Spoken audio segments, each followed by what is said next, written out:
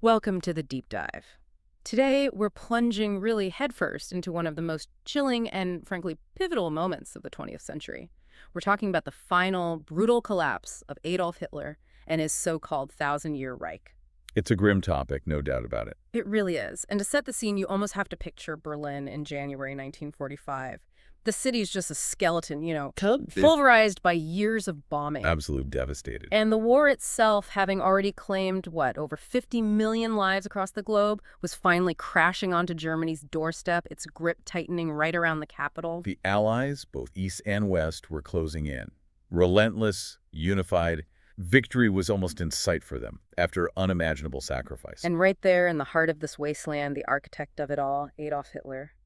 Well, he was teetering, wasn't he? Right on the edge of sanity. Teetering is a good word. He was about to descend into his final world, this claustrophobic, concrete box, the Führerbunker. So what we're aiming to do in this deep dive, for you listening, is to take you right into those last desperate 100-plus days of his life. Yeah, and it's not just about dates and times. It's really an exploration of how absolute power just unravels, how a mind can fracture under that immense pressure and its own, well, megalomania. We'll piece together that chilling sequence of events, leading up to his suicide. We'll look at his retreat into the bunker, trace his psychological decline, which was profound. Definitely.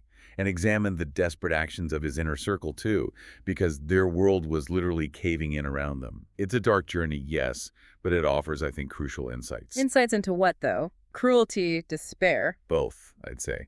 The human capacity for both immense cruelty and, ultimately, complete despair. That brings us to a key question. Why should this matter to you, listening right now? Because it's more than just history facts, isn't it? Oh, much more. Though there are plenty of facts we'll dig into. It's about witnessing the absolute unraveling of power. The psychology, frankly terrifying, of a dictator facing inevitable, crushing defeat. It's that stark contrast, isn't it? The unimaginable power he once wielded versus the utter despair of this collapsing regime hiding underground. Exactly. And by looking closely at this pivotal moment, we can gain, hopefully, some critical insight into how such a horrific chapter ended, and maybe even find lessons about the fragility of that kind of tyrannical control. Lessons that perhaps still resonate today. So, okay, let's get into it. Let's unpack this descent. Our journey starts in January 1945. This period often called the twilight of a Reich. And the wider war situation was, well, catastrophic for Germany by this point. No other word for it. The Allies in the West were pushing through after the Battle of the Bulge, and the Red Army on the Eastern Front. They were gearing up for the final assault on Berlin itself. Yeah, their Vistula Oder offensive had just shattered the German lines. Nazi Germany's war was, undeniably all but lost. There was no realistic path to victory. So how did Hitler react? What's truly disturbing here is his response to this undeniable reality. Right. Instead of, trying to save what was left or strategize a retreat or even negotiate. Yeah. He effectively abandoned his own people. Abandoned them? How so? His worldview had become so twisted. He saw Germany's military failures not as his strategic blunders, which many were, but as a sign that the German people themselves had lost the right to survive. Then they'd failed him. Exactly. As if they hadn't lived up to his standard. And in this chilling rage, this narcissistic fury, he issued the infamous Nero Decree. Yes, the order to destroy everything. Everything. All German infrastructure, hospitals, factories, bridges, transport networks, anything the Allies might capture was to be obliterated. He was scorched earth against his own nation. It's just unimaginable. It wasn't just spite. It was this ultimate act of a dictator seeing the nation as just an extension of himself. And its failure demanded total destruction. It's a terrifying endpoint for unchecked power, where the leader sacrifices his people rather than his own ego. So filled with this anxiety, this dread, this rage, where does he physically go? Into the Führerbunker, his special air raid shelter. And it wasn't just a temporary hideout. It became his entire world, a suffocating, concrete reality. When did he actually move in permanently? January 16th, 1945. That's the date his world literally shrank to those few rooms. Stuck about 55 feet below ground, cut off from daylight, seeing only his trusted allies, or those he thought he could trust. And the psychological impact must have been immense. Huge. As the sources say, minutes turned to hours, hours to days, days bled into weeks. This prolonged confinement, combined with the undeniable reality of the war pounding above, it just fed his paranoia. He slowly succumbed to, well, madness seems the only word. A self-imposed prison, really. fueling the paranoia, severing his last ties to reality outside those walls. Imagine it, the man who commanded millions now trapped in this damp, dim, subterranean coffin. Let's paint a clearer picture of this bunker. It wasn't just a basic shelter, right? It was quite elaborate. It was a self-contained complex deep beneath the Reich Chancellery Garden, and clearly designed for a long stay. How so? What indicates that? Well, it wasn't Spartan. It was furnished with high-quality furniture, expensive art, all dragged down from the chancellery rooms above. They were anticipating being down there for a while. But comfortable? Probably not. Definitely not. Hmm. It was below the water table, so it was perpetually damp. You could almost smell the stale air, the concrete, the dampness. It must have been incredibly oppressive. That constant humidity, no natural light, the hum of generators, and then the ever-present rumble of Soviet artillery getting closer must have frayed everyone's nerves. Absolutely. A pressure cooker environment. And this was his choice. He decided not to flee Berlin. He was staying put. Right. He'd cultivated this image, the leader who stands firm, and even in total collapse, he clung to that narrative until the very bitter end. So what was the layout like inside, and who were the key players trapped down there with him in this shrinking universe? It had about 18 small rooms, a cramped labyrinth, really. A stark contrast to the grand halls he was used to. And his companions. His closest, most fanatically loyal followers.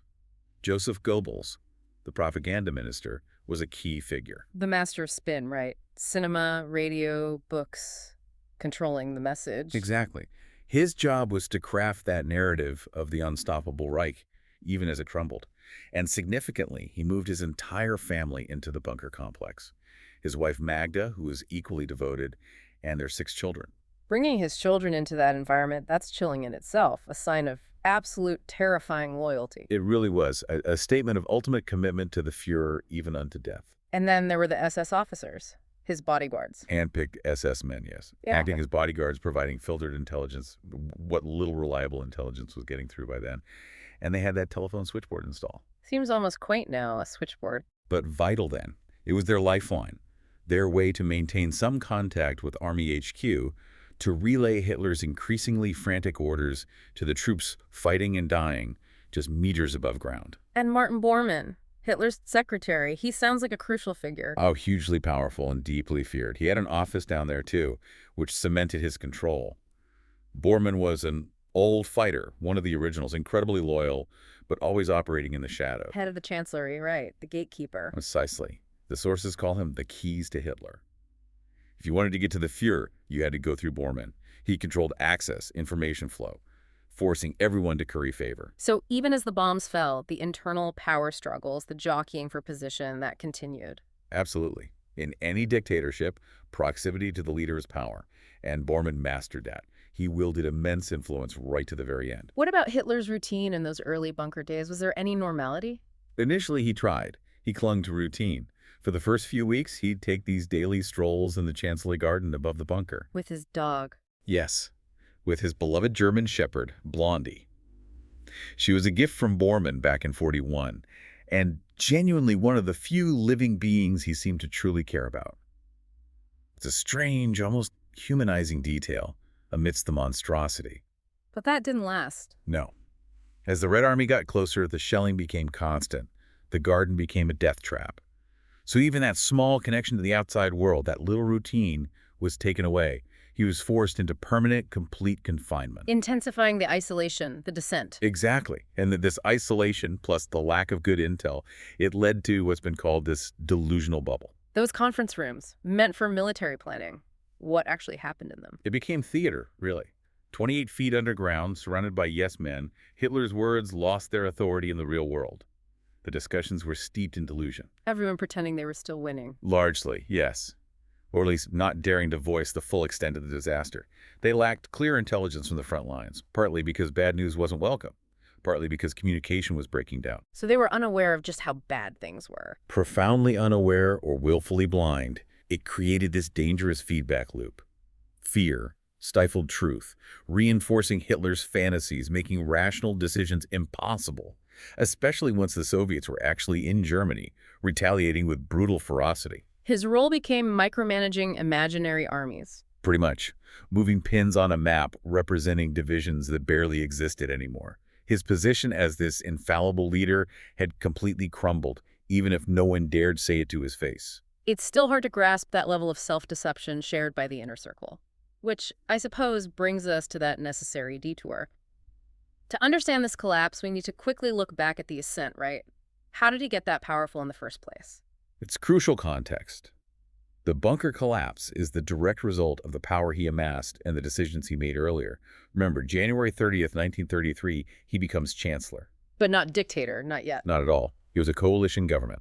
The Nazis only held 3 cabinet posts initially. He actually had a shaky start, worried about public opinion, consolidating his position. So how did he consolidate? The Enabling Act was key, wasn't it? And The Reichstag fire. Absolutely key moments. The Reichstag fire, February 33. Right. Whether the Nazis started it or just exploited it brilliantly, we still debate that.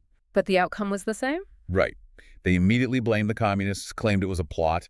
This allowed them to push through emergency decrees, suspending civil liberties, arresting opponents, all under the guise of protecting the state. And then banning other parties. Swiftly. Socialists, communists, outlawed, leaders arrested. Within months, the Nazi Party was the only legal party. Democracy was dismantled piece by piece, very deliberately. So he's chancellor, the parties are gone, but President Hindenburg is still alive. How does he become the Führer? Hindenburg's death in August 1934 was the final step. Hitler simply merged the roles of president and chancellor into this new position, Führer, leader. A fascist term signaling total control. Exactly. And he held a plebiscite, a vote, to legitimize it. It passed with, shall we say, a suspiciously high majority. He could claim the people wanted it. It was a con, as the source says, playing on desperation and fear. And this God complex, thinking he was the only one who could lead Germany. It was deeply ingrained. He used democracy to gain power, always intending to destroy it once he had that absolute, unchallenged control. And with that control came the terror state, the Aryan race ideology. The master race concept, yes, leading to horrific eugenic laws, forced sterilization for those deemed unfit, all part of this twisted vision. How do they enforce it all? The Gestapo? The Gestapo, the secret state police, yes. Plainclothes officers operating on fear and mistrust.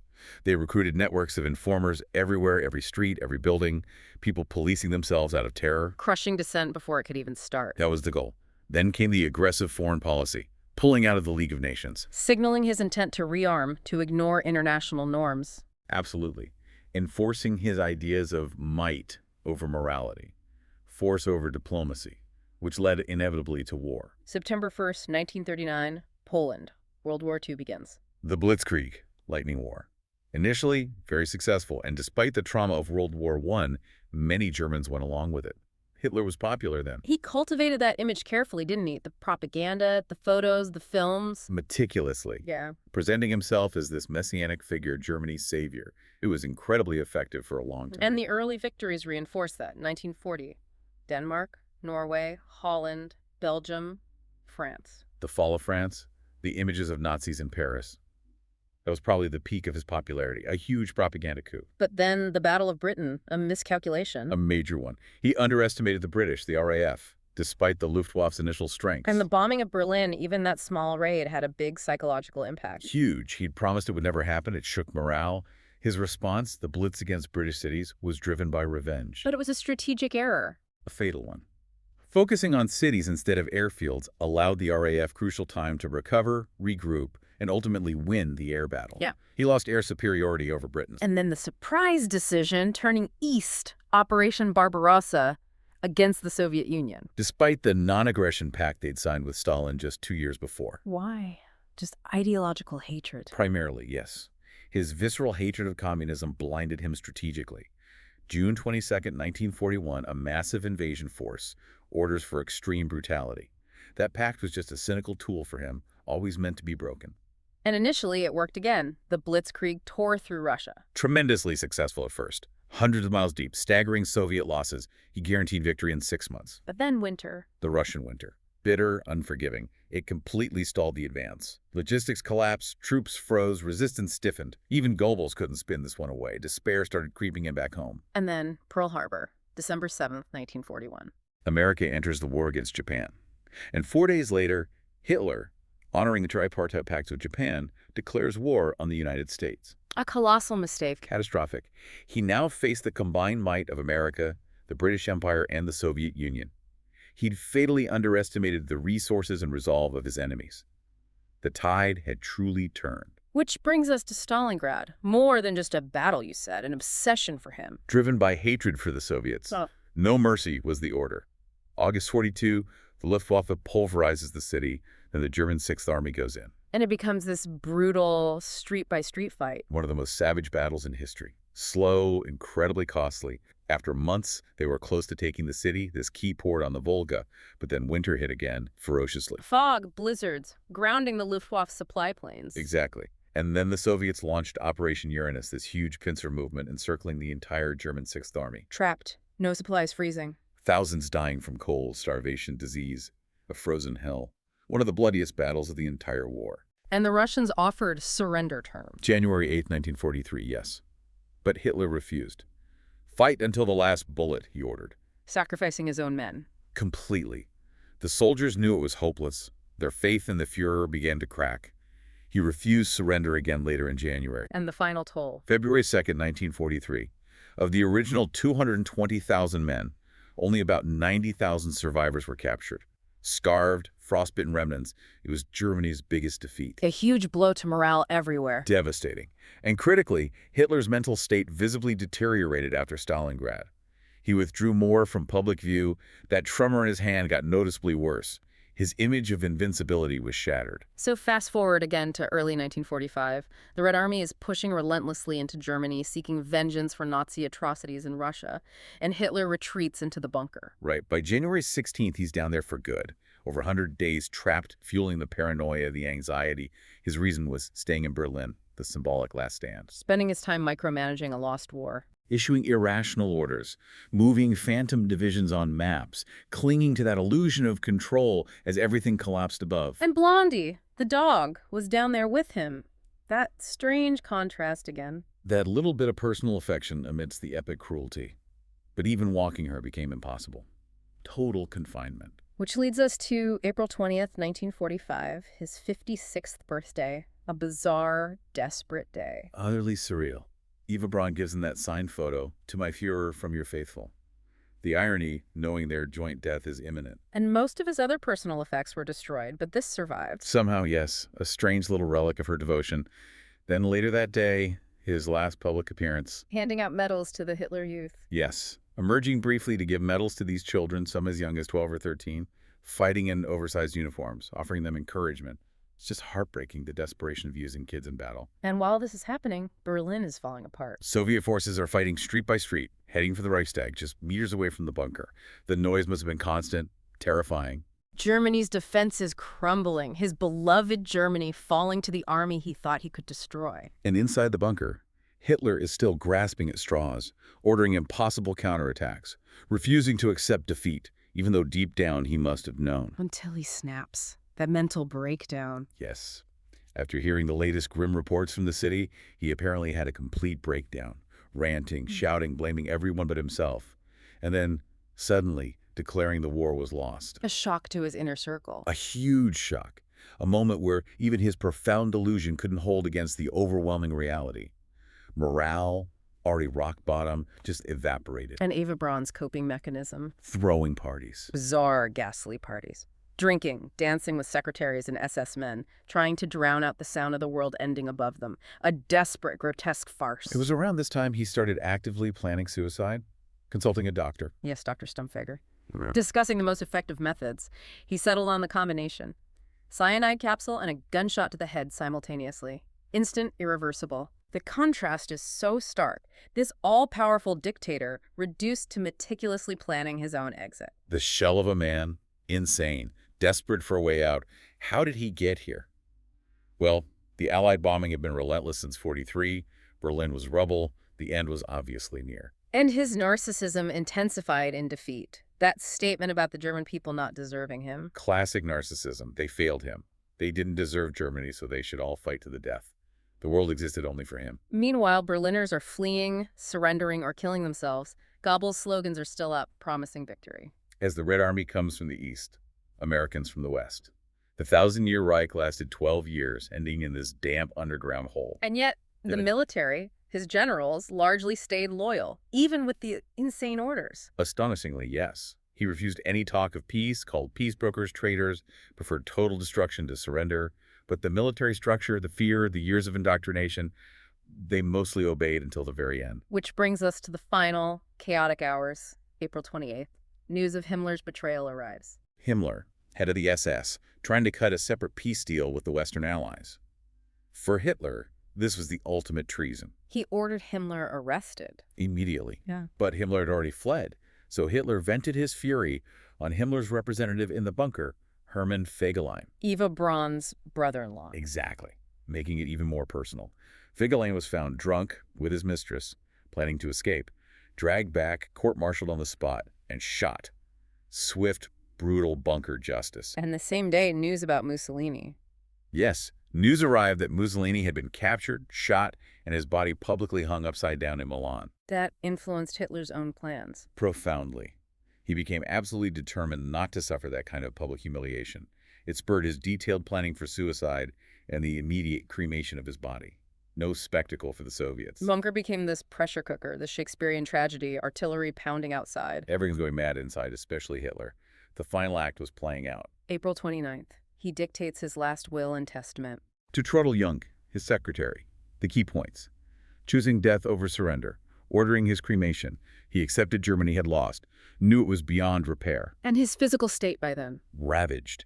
Ill, gaunt, pale, sickly skin, that pronounced tremor. He needed drugs just to function, stimulants to keep him going. A broken man. But then, the wedding, April 29th, marrying Eva Braun in the bunker. Utterly surreal. Morning of the 29th, Soviets closing in, shells rocking the bunker, and they have this small civil ceremony. He mentions it in his will. Yes. Eva goes to death with me as my wife according to her own desires. Goebbels and Bormann signed as witnesses. And Eva tried to celebrate afterwards. A brief, desperate attempt at normalcy, maybe some champagne, but everyone knew the end was hours away. Germany doomed, Hitler doomed. A truly macabre scene. And that same day, the cyanide test, driven by paranoia about Himmler. Yes, doubting the capsules Himmler had supplied. He decided Blondie had to die anyway to keep her from the Soviets, so he ordered Dr. Haas to test a capsule on her. And she died instantly. Almost instantly. Hitler was apparently inconsolable. That's strange grief again. But it confirmed the cyanide worked. His exit route was secure. So April 30th, 1945, the final day. Afternoon of the 30th. He gathers his remaining loyal advisors in the antechamber. Silent farewells. Shakes everyone's hand. Silence. Yeah. No words needed. Everyone knew what was coming. Then he and Eva retreat to their private quarters. He even takes the cyanide. Hitler sits beside her, pistol ready. Then a single muffled gunshot from inside the room. Confirming it for the guards outside. Yes, the wait was over. The silence afterwards must have been immense. And the disposal of the bodies. The guards quickly carried them up the emergency exit stairs into the shell-pocked garden above, poured cans of petrol over them, set them ablaze. Trying to cremate them completely. Desperately trying. Then bury the partially burned remains in a shallow bomb crater, hoping to deny the Soviets their prize. And others followed suit. Goebbels. Yes, several others committed suicide in the bunker complex. Joseph and Magda Goebbels poisoned their 6 children first, then killed themselves. General Krebs, others too, unwilling to face capture. A mass suicide pact, really. Driven by that cult of personality, sheer terror. It underscored the toxic, apocalyptic end Hitler had orchestrated for his inner circle. And preventing a Mussolini-style public display was paramount in those final moments. Hitler's death. It felt like a spell breaking over Germany. In a way, yes. Public support had totally collapsed by then. Few Germans mourned him. Survival was the only thing on most people's minds. Fleeing the fighting, dealing with the devastation. The 1,000-year Reich. Just 12 years ending in that bunker. The irony is profound. Yeah. And his death was definitive, despite the conspiracy theory. The dental records. Irrefutable. The fragment of jawbone found by the Soviets and held in Moscow archives. The teeth match Hitler's detailed dental records exactly. There's no doubt he died there. The escape stories are pure fantasy. He 100% died in Berlin, April 30th, 1945. And with him, Nazism died too. As a state ideology, yes. Though its shadow, its poison persists. But the aftermath for Germany, coming to terms with it all, that must have been incredibly difficult. Immense. The Allied occupation was crucial. Demilitarization, denazification, re-education, trying to rebuild a democratic society from the ashes. And the Nuremberg trials. Nuremberg and other trials were vital. bringing leading Nazis to justice, publicly documenting the horrific scale of the crimes, the Holocaust, the atrocities, making denial impossible. But it's been a long struggle for generations of Germans. A profound, ongoing struggle. Coming to terms with this dark history, understanding how it happened. Which leads to that question, were Germans victims of gangsters, or did they willingly grant this power? It's complex. In the early 30s, people voted for Hitler for various reasons: stability, jobs, national pride. Not all inherently evil motivations, given the context of the time. Desperation played a huge part. But supporting him after the war, after the truth came out. That's entirely different. Knowing about the genocide, the camps, the sheer evil, supporting him, then yes, that crosses a line. That's endorsing horror. What about the bunker itself today? Can you visit it? No, not really. It's deliberately unmarked, anonymous. After the war, Churchill and others visited. The Soviets leveled the chancellery above ground. To erase Nazi landmarks? Exactly. The bunker mostly survived underground, though flooded. They tried blowing it up again in '47, but it was too robust. So the German authorities later wanted it gone, hidden. To prevent it becoming a neo-Nazi shrine or a morbid tourist spot, they built apartment blocks, eventually a car park, over the area to make it unremarkable. So it's just a car park now? Essentially, there's just a small, plain sign indicating what lies beneath. It remains hidden, buried, perhaps, as the source suggests, as it should be. Those final days. Insanity, paranoia, that terrifying egomania, the powerful dictator reduced to hiding in a hole, driving himself mad. And even in his final testament, still blaming the Jews, saying the responsibility cannot rest on me, history wouldn't blame him. Utterly delusional to the last breath. Refusing responsibility for millions of deaths, consumed by his own narrative. Ultimately, many feel he got what he deserved. Some think it was too easy an end for his crimes. But his life definitively ended there, in that cold bunker. The deaths of millions on his head, taking his wife, his dog with him into oblivion. A fittingly horrific end to an atrocious life in that dark, dark period of history. So what does this all mean for you, listening, reflecting on this collapse of power, this psychological unraveling? Consider the weight of history. What lessons are there about power, downfall, critical thinking? How do societies confront their darkest chapters? Are there echoes from this extreme example relevant today? Reminders about peace, ambition, where unchecked power can lead? It's something to think about.